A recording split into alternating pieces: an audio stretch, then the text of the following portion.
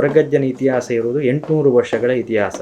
ಕೊರಗಜ್ಜ ಹುಟ್ಟಿರುವುದು ಮುಲ್ಕಿ ಸೀಮೆಯ ಏಳುಕೊಪ್ಪದ ದಟ್ಟ ಕಾಡಿನಲ್ಲಿ ಅಚ್ಚುಮೈರೆ ಅಥವಾ ಪೊರಪೊಳುಮೈರೆ ಅಂತ ಅವರ ತಾಯಿಯ ಹೆಸರು. ಅವರ ತಂದೆಯ ಹೆಸರು ವರವನವೋಡಿ, ಪಡಂಬೂರಿನವರು. ಆ ದಂಪತಿಗಳಿಗೆ ಮೊಜಕೆ ಅಥವಾ ಕೈ ಹಿಡಿಸುವುದು ಅಂತ ಹೇಳ್ತಿದ್ರು ಮೊದಲು ಮದುವೆಗೆ ಆದಿವಾಸಿ ಜನಾಂಗದಲ್ಲಿ. ಆ ಕೊರಗ ಜನಾಂಗದ ಆ ದಂಪತಿಗಳಿಗೆ ಆ ಕಾಡಲ್ಲಿ ಮದುವೆ ಆದಾಗ ಅವರಿಗೆ ಮಕ್ಕಳಿಲ್ಲದ ಕಾಲದಲ್ಲಿ ಕದ್ರಿ ಮಂಜುನಾಥನಿಗೆ ಹರಕೆ ಹೇಳಿದಾಗ ಶನಿವಾರ ದಿನ ಹುಟ್ಟಿದ ಮಗು ತನಿಯ. ಈಗ ನಾವು ಏನು ಕೊರಗ ತನಿಯ ಅಂತ ಕರಿತೇವೆ, ಆ ಕೊರಗ ಅಂದರೆ ಅದು ಜಾತಿ ಸೂಚಕ ಪದ. ತನಿಯ ಅಂದರೆ ಕೊರಗಜ್ಜ ದೈವದ ಹೆಸರು. ಅವರು ಮಾನವ ರೂಪದಲ್ಲಿದ್ದಾಗ ಅವರನ್ನು ತನಿಯ ಅಂತ ಕರಿತಿದ್ರು. ಅವರು ಮಾಯಾ ಸ್ವರೂಪಕ್ಕೆ ದೈವತ್ವಕ್ಕೆ ಹೋದ್ಮೇಲೆ ಅವರನ್ನು ಅಜ್ಜ ಅಂತ ಕರೆಯುವ ವಾಡಿಕೆ ಶುರುವಾಗಿರುವಂಥದ್ದು. ಅವರು ಹುಟ್ಟಿದ ಸ್ವಲ್ಪ ಹೊತ್ತಿನಲ್ಲಿ ಅವರ ತಾಯಿ ತೀರಿ ಹೋಗ್ತಾರೆ. ನಂತರ ಅವರೊಂದು ಸ್ವಲ್ಪ ದೊಡ್ಡದ ಅನ್ನ ತಿನ್ನಲಿಕ್ಕೆ ಆಗುವ ಹೊತ್ತಿನಲ್ಲಿ ಅವರ ತಂದೆಯನ್ನು ಕಳೆದುಕೊಳ್ಳುತ್ತಾರೆ.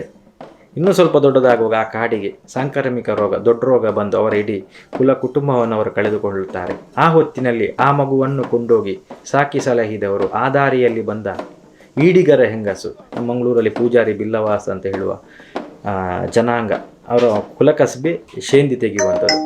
ಆ ಜನಾಂಗದವರು ಕಾಡಿನ ದಾರಿಯಲ್ಲಿ ಆ ಹೆಂಗಸು ತನ್ನ ಮಗ ಚೆನ್ನಯ್ಯ ಬೈದ್ಯನೊಟ್ಟಿಗೆ ಬೈರಕ್ಕ ಬೈದಿದೆ ಆ ದಾರಿಯಲ್ಲಿ ಬಂದಾಗ ಈ ತನಿಯ ಎಂಬ ಮಗು ಸಿಗುತ್ತೆ.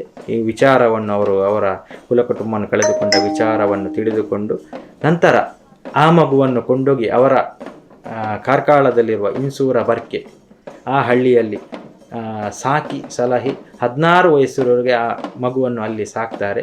16-16 ತುಂಬುವ ವಯಸ್ಸಿನಲ್ಲಿ ಕೊರಗ ತನಿಯ ಮಾಡದ ಮೈಸಂದಾಯನ ಕೈಯಲ್ಲಿ ಮಾಯಕ್ಕೆ ಸಂದುತ್ತಾರೆ ಅನ್ನೋದು ನಂಬಿಕೆ. ಯಾಕಂದರೆ ಕೊರಗ ತನಿಯನನ್ನು ಮೂಲ ಮೈಸಂದಾಯ ದೈವವು ಮಾಡಪತ್ತಿ ಮೈಸಂದಾಯ ಮಾಯಗು ಸಂದಾಯ ಅಂತ ತುಳುವಲ್ಲಿ ಹೇಳುವ ಕ್ರಮ. 7 ಮಂದಿ ಹೊತ್ತುಕೊಳ್ಳುವ ಹೊರಕಾಣಿಕೆಯನ್ನು ಅವರು ದೈವಗಳ ಸಾನ್ನಿಧ್ಯಕ್ಕೆ, ಅವರ ಕುಲದೇವರ ಸಾನ್ನಿಧ್ಯಕ್ಕೆ ಅರ್ಪಿಸಿದಾಗ ಅಲ್ಲಿ ಅವರನ್ನು ಮಾಯ ಮಾಡಲಾಯಿತು ಎಂಬುದು ನಂಬಿಕೆ. ಕೊರಗತನಿಯ ದೈವ 16ನೇ ವಯಸ್ಸಿಗೆ ಮಾಯವಾದ ವ್ಯಕ್ತಿ ಇವತ್ತು ಕೊರಗಜ್ಜ ದೈವವಾಗಿ ಮೆರೆಯುತ್ತಿರುವುದು ವಿಶೇಷ. ಅದನ್ನು ಅಜ್ಜ ಯಾಕೆ ಕರೀತಾರೆ ಅಂದರೆ ದೈವಗಳಲ್ಲಿ 2 ದೈವಗಳನ್ನು ಮಾತ್ರ ಅಜ್ಜ ಅಂತ ಕರೆಯುವ ಕ್ರಮ. ಒಂದು ಕೊರಗಜ್ಜ ದೈವ, ಇನ್ನೊಂದು ಗುಳಿಗ ದೈವ. ಕೊರಗಜ್ಜ ಮತ್ತು ಗುಳಿಗಜ್ಜ ಎಂಬುದು ವಾಡಿಕೆ. ಯಾಕಂದರೆ ದೈವಗಳಲ್ಲಿ ಅವರು ಬಲಿಷ್ಠ ದೈವ.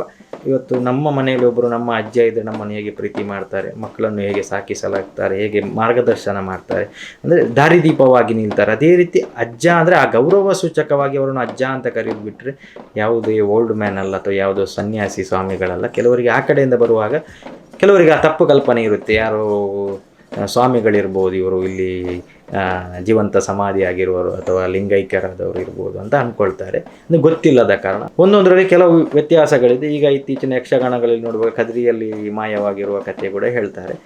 ಅದೆಲ್ಲ ಮತ್ತೆ ಬಂದಿರುವಂಥದ್ದು. ಮೂಲವಾಗಿ ಅವರು ಇತಿಹಾಸದ ಕೆಲವು ಪುಸ್ತಕಗಳ ವಿಚಾರವನ್ನು ನೋಡುವಾಗ ಅವರ ಅಲ್ಲಿ ಮಾಡದ ಮೈಸಂದಾಯನ ಕೈಯಲ್ಲಿ ಅಲ್ಲಿ ಮಾಯವಾದ ಮೇಲೆ ಅವರು ಮಂಗಳಾಪುರಕ್ಕೆ ಮಾಯ ಸ್ವರೂಪದಲ್ಲಿ ಬಂದು ಮಂಗಳಾಂಬಿಕೆಗೆ ತಲೆಬಾಗಿ ಬೋಳಾರ ಪಾನೆಯಾಗಿ ಉಳ್ಳಾಲ ಕೋಡಿಗೆ ಹೋಗಿ ನಂತರ ಕಲ್ಲಾಪುಗಡಿಗೆ ಬಂದು ಅಲ್ಲಿ ಪಂಜಂದಾಯ ಗ್ರಾಮ ದೈವವನ್ನು ಭೇಟಿಯಾಗಿ ಅವರ ಅಪ್ಪನೆಯ ಪ್ರಕಾರ ಕುತ್ತಾರಿನಲ್ಲಿ ಬಂದು ಅಮ್ಮನ ಸಾನ್ನಿಧ್ಯದಲ್ಲಿ 7 ಸಿರಿಗಳನ್ನು ಕಾಯಲಿಕ್ಕೆ ನಿಂತ ಸತ್ಯ ಅಂತ ಹೇಳ್ಬೋದು. ಸಾರ್ಲಪಟ್ಟದ ಯಜಮಾನ ಅಂತ ಅವರಿಗೆ ಹೆಸರಿದೆ. ಈ ಮಣ್ಣಿಗೆ ಸಾರ್ಲಪಟ್ಟಕ್ಕೆ ಕೊರಗಜ್ಜ ಉಳ್ಳಾಯನಾಗಿ ನಿಲ್ತಾರೆ. ಈ ಮಣ್ಣಲ್ಲಿ ಬಂದಾಗ ಉದ್ಯಾವರ ಮಾಡದರಸುಗಳು ಮಂಜೇಶ್ವರದ 2 ದೈವಗಳು ಈ ಮಣ್ಣನ್ನು ಅವರು ಕಸಿದುಕೊಂಡಾಗ ಕೊರಗತನಿಯ ಬಂದು ಈ ಮಣ್ಣನ್ನು 7 ರಾತ್ರಿ 7 ಹಗಲು ಯುದ್ಧ ಮಾಡಿ ಈ ಮಣ್ಣನ್ನು ಪಂಜಂದಾಯ ದೈವಕ್ಕೆ ಉಳಿಸಿಕೊಟ್ಟ ಕಾರಣ ಹೇಳಿದ ಮಾತಿನಂತೆ 7 ಪೀಠವನ್ನು ಉಡುಗೊರೆಯಾಗಿ ಕೊಟ್ಟಿದ್ದಾರೆ. ಆ 7 ಪೀಠಕ್ಕೂ 7 ಹೆಸರಿದೆ. ದೆಕ್ಕಾಡು, ಮಿತ್ತಗೆಲ, ಬೊಲ್ಯ, ತಲ, ಉಜಿಲ, ಸೋಮೇಶ್ವರ, ದೇರ್ಲಕಟ್ಟೆ ಅಂತ. ದೇರ್ಲಕಟ್ಟೆ ಪೀಠ ಇವತ್ತಿಗೂ ದೇರ್ಲಕಟ್ಟೆ ಹಾಸ್ಪಿಟಲ್ ನಿಯರ್ ಇರುವ ಕಾರಣ ಇವತ್ತು ದೇರ್ಲಕಟ್ಟೆ ಹಾಸ್ಪಿಟಲ್ ಫೇಮಸ್ ಆಗಿದೆ. ನೋಡ್ಬೋದು ಆ 7 ಪೀಠಕ್ಕೂ ಕೊರಗಜ್ಜ 6 ಗಂಟೆ ನಂತರ ಸವಾರಿ ಹೋಗ್ತಾರೆ. 6 ಗಂಟೆ ಅಂದರೆ ಅದು ಸೂರ್ಯಾಸ್ತದ ನಂತರ ಸವಾರಿ ಹೋಗ್ತಾರೆ ಎಂಬ ನಂಬಿಕೆ. ಇವತ್ತಿಗೂ 7 ಪೀಠಗಳಿಗೆ ಹೆಂಗಸರಿಗೆ 6 ಗಂಟೆ ನಂತರ ಪ್ರವೇಶವಿಲ್ಲ. ಅದೇ ರೀತಿ ಕಲ್ಲಾಪುಗಡಿ, ಅದೇ ಅಜ್ಜ ಮೊದಲು ಬಂದು ಪಂಜಂದಾಯನನ್ನು ಭೇಟಿಯಾದ ಜಾಗ, ಇದು ಅಜ್ಜ ನಿಂತ ಜಾಗ ಕುತ್ತಾರಪದು. ಅದೇ ರೀತಿ 7 ಪೀಠ, ಇದೆಲ್ಲ ಇಷ್ಟು 9 ಜಾಗಗಳು ಕೊರಗಜ್ಜನ ಇತಿಹಾಸಕ್ಕೆ ಸಂಬಂಧಪಟ್ಟ ಭೂಮಿಗಳು. ಹಾಗೆ ಕೊನೆಯದಾಗಿ ಕೊರಗಜ್ಜಿ ಈ ಮಣ್ಣಲ್ಲಿ ಬಂದು ಅಜ್ಜ ಅಂತ ಕರೆದ್ರೆ 1 ಸಲ ಕರೆದ್ರೆ 7 ಸಲ ರಿಯಾಕ್ಟ್ ಮಾಡುವ ಶಕ್ತಿ ಕೊರಗಜ್ಜ. ತುಳುವಲ್ಲಿ ಒಂದು ಮಾತುಂಟು, ಒಂಜಿಲೆತ್ತಂಡ 7 ಓಕೋನುವೆ ಪಂಡಿನಾಲಯ ದೊಂಡಡಾನಾಗ ಉತ್ತರ ಕೊರ್ಪಿನ ಕಲಿಯುಗದ ಶಕ್ತಿ ಕಾರ್ಣಿಕ ದೈವ ಕೊರಗಜ್ಜೆ ಎಂದು. ಇವತ್ತು ಕಲಿಯುಗದ ಕಾರ್ಣಿಕ ಶಕ್ತಿಯಾಗಿ ನೊಂದು ಬಂದ ಭಕ್ತರ ಇಷ್ಟಾರ್ಥಗಳನ್ನು ಸಿದ್ಧಿ ಮಾಡಿ ಕಣ್ಣ ನೀರನ್ನು ಒರೆಸಿ ಕಾಯುವ ಶಕ್ತಿ ಕೊರಗಜ್ಜನಾಗಿ ಈ ಮಣ್ಣಲ್ಲಿ ನಿಂತಿದ್ದಾರೆ.